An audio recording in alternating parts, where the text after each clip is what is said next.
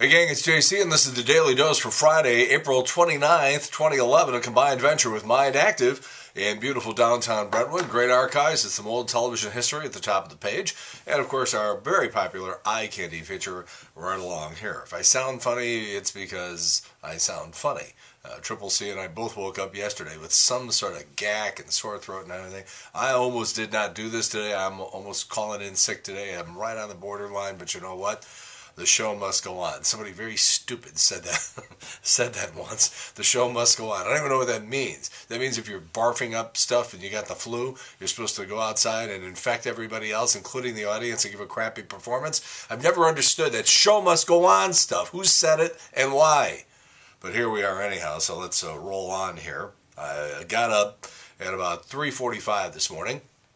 I was watching the royal wedding. No, I didn't do it on purpose.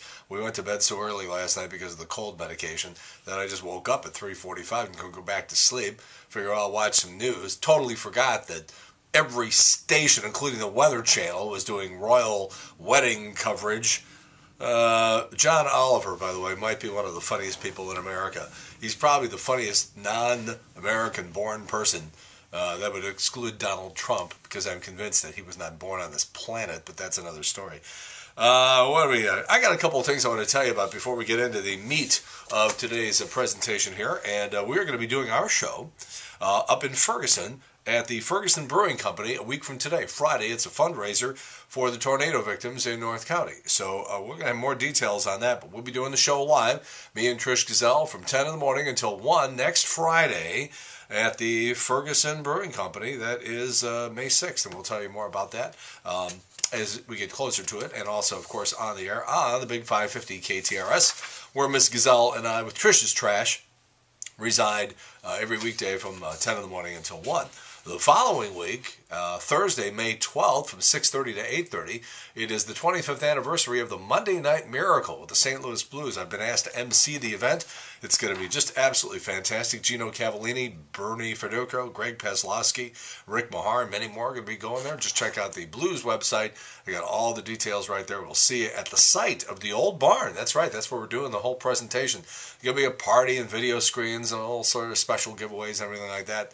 So again, that's Thursday, May 12th, 5:30 to 8:30. Blues fans, we want to see you there. All right. So I may have said, I think I originally said 6:30 to 8:30, but no, it's 5:30 until 8:30. And of course, the week of May 9th through the 13th, we're going to celebrate the 27th year of my arrival here in St. Louis. Got here in May of 1984. We're still trying to get it right.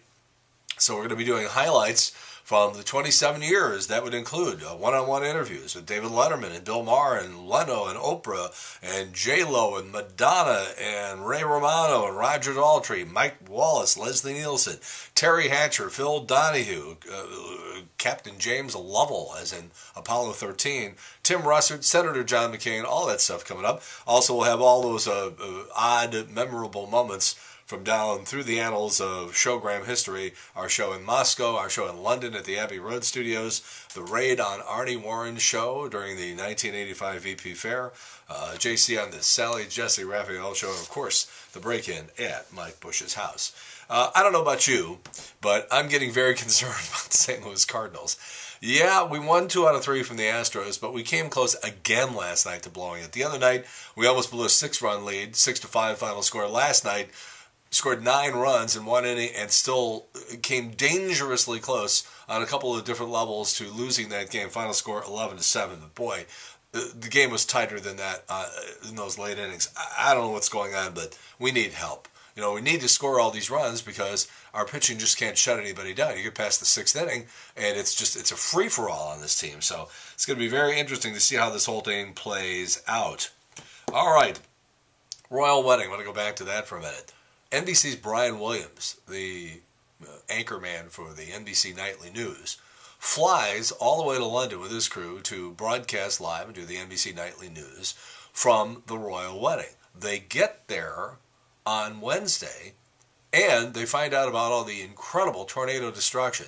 I mean, what's going on in the South, you see these videos and these pictures from down south in Mississippi and Alabama and places like that. It's unbelievable. It makes what happened last weekend here look like a stroll in the park. And I'm not trying to diminish the impact of the people in Maryland Heights and other people who were victims of the tornado. But this thing down south the other night was it's unprecedented. So Brian Williams finds out about that, and wisely, and props to Brian Williams, he says, "No, this is baloney. We can't be doing this here. We got plenty of people here in London doing the royal wedding thing. We need to be back in America because this is a big story." And so the son of a gun gets his people, and they fly back to the United States. They fly to London, hit the ground, get the news, turn back around, and fly back to New York and do the NBC Nightly News from their studios there. That is, again, unprecedented. And whoever's making the decisions at NBC appears to be a lot smarter and have it together a lot better than the people at the other networks, including CBS. What else we got here? Did that. All right. January Jones of Mad Men fame is pregnant and due sometime next year, and the daddy is...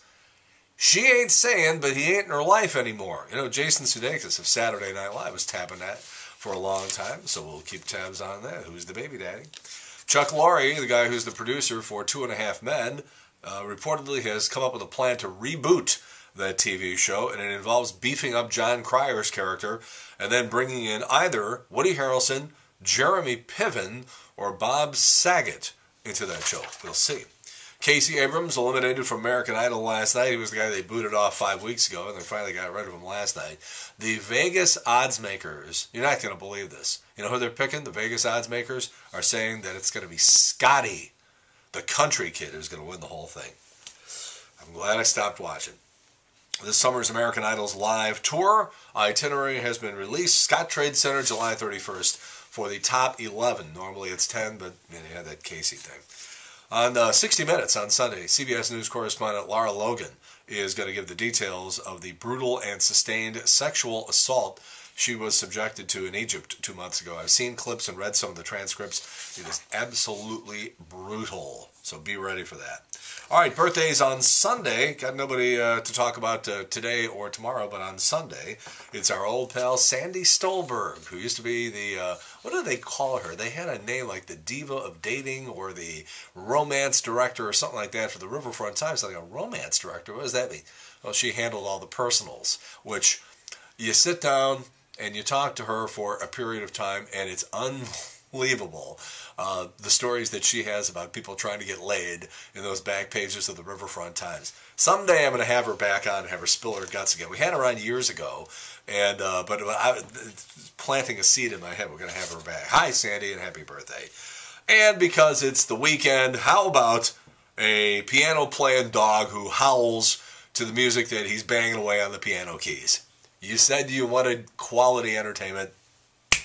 We got it for you. How's that? So, a piano-playing dog that howls along with the tunage, okay? So that's it. Have a great weekend, everybody. I'm going to go gargle something. In the meantime, that's it. The Daily Dose for Friday, April 29th, 2011, a combined venture with Mind Active in beautiful downtown Brentwood. And in the meantime, we've beaten this one to death. Have a good one. See you later. Bye.